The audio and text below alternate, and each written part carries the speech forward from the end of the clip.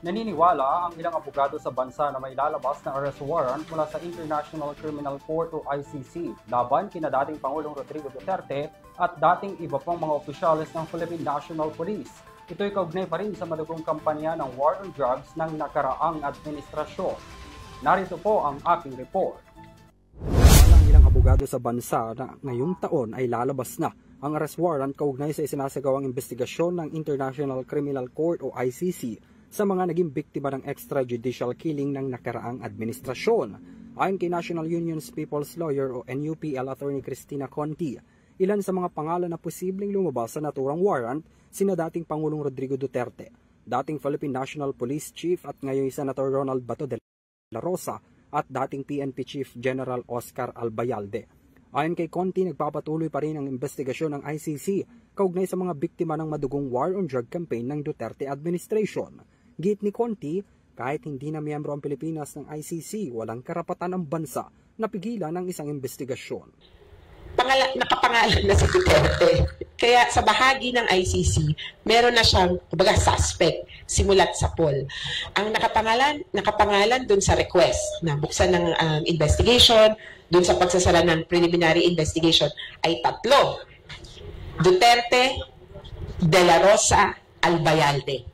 Kaya itong tatlong to ang nanganganib na mauunahan ng warrant of arrest. Bagamat hindi na miyembro ang Pilipinas matapos kumala sa ICC noong 2019, may karapatan pa rin itong magsagawa ng investigasyon. Sa kabila nito, umaasa naman si Attorney Howie Calleja, ang convener ng isang bayan na magiging mapayapa at walang dapat masaktan sa oras na isilbi na ang warrant laban sa mga akusado. Sakali raw na maaresto si Duterte, wala raw itong exemption kahit pa dati siyang Pangulo ng bansa. May enjoy niya, wala naman siyang immunity dito sa ICC. That's why nga may warrant, hindi na question yung immunity. It's a question of enforcing. No? So, klaro yan, pwede siyang kunin at pwede siyang i-indict, pwede siyang kasuhan doon. Ngayon, kung nasa sa ICC na yan, I mean later on your other question, kung kasama yung mga, let's say, danyos doon sa mga victim, so tingnan na lang natin kung anong kalabasan ng korte. Hindi rin daw kasi pwedeng isapubliko ng ICC ang kanilang magiging hakbang dahil confidential ito, pero tiyak kung hindi man ipatawag si Duterte ay warrant ang ilalabas laban sa kanya. Nilino naman ni Conti na ang iniimbestigahan ng ICC ay hindi lamang ang mga nautusan kundi pati na rin ang mismong nag-utos o nanggaling ang mission order. Against humanity. Ano yung mga kasong napafile sa Pilipinas? Murder, homicide, 8 years. Ganyan. Sino ang iniimbestigahan sa labas ng bansa? Yung mga mastermind.